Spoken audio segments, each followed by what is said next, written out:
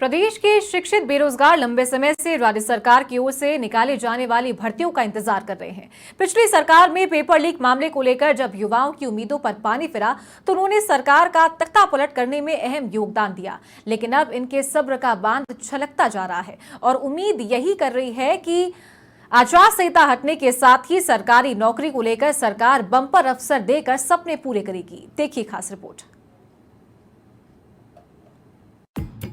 कोई भी छात्र पहले स्कूल की पढ़ाई करता है, कॉलेज जाता है और उसके बाद रात भर जागकर उसी उम्मीद से प्रतियोगी परीक्षाओं की तैयारी करता है कि उसका और घर वालों का सरकारी नौकरी का सपना पूरा होगा। लेकिन उसका वो सपना जब चकनाचूर हो जाता है, जब कई सालों तक तैयारी तो चलती रहती है लेकिन सर उन्हें रोजगार के अवसर नहीं देती।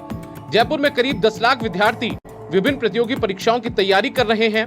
उनमें से 3 लाख से ज्यादा शिक्षक भर्ती, सीईटी और अन्य महकमों की नौकरी की तैयारी कर रहे हैं। इनमें जयपुर से बाहर के विद्यार्थी यहाँ हॉस्टल लेकर रहते हैं। इस तैयारी के लिए उन्हें घर से दूर तो रहना ही पड़ता है, साथ ही काफी पैसा और समय भी लगता है। कोचिंग की फीस 20,000 रुपए से शुरू, हॉस्टल का खर्चा 7,000 रुपए, खाने और कॉपी किताब का खर्चा, घर वालों से लेना होता है ये खर्चा।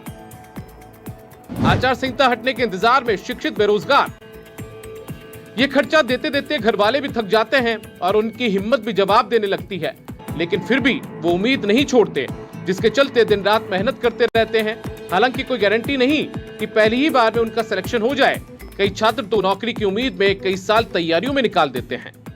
मैं 2 साल से आया हूँ, पिछले 6 महीनों से यहाँ तैयारी कर रहा हूँ। वैकेंसी आ नहीं रही, घर वाले पैसे देते हैं, घर वाले बोलते हैं कब तक पैसे दे, तो सरकार हमारी वैकेंसी निकाल नहीं रही। हमारे खर्चे कैसे चले, हम कैसे रहें।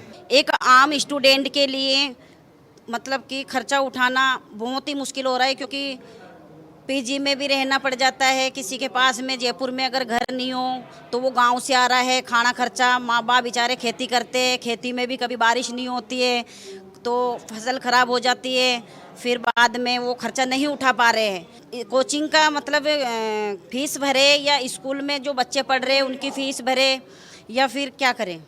शिक्षाविदों का मानना है कि सरकार बनाने और बिगाड़ने में युवाओं का अहम रोल होता है। जैसा कि पिछली सरकार ने 1 लाख नौकरी की घोषणा तो की, लेकिन उस वादे को पूरा नहीं करके केवल घोषणावीर ही साबित हुई। ऐसे में इस सरकार को प्राथमिकता से 70,000 नौकरी दिए जाने वाले वादे को निभाना चाहिए, जिसकी प्लानिंग अभी से बनाई जानी चाहिए ताकि युवा हताश न हो और युवाओं का आक्रोश भी खत्म हो।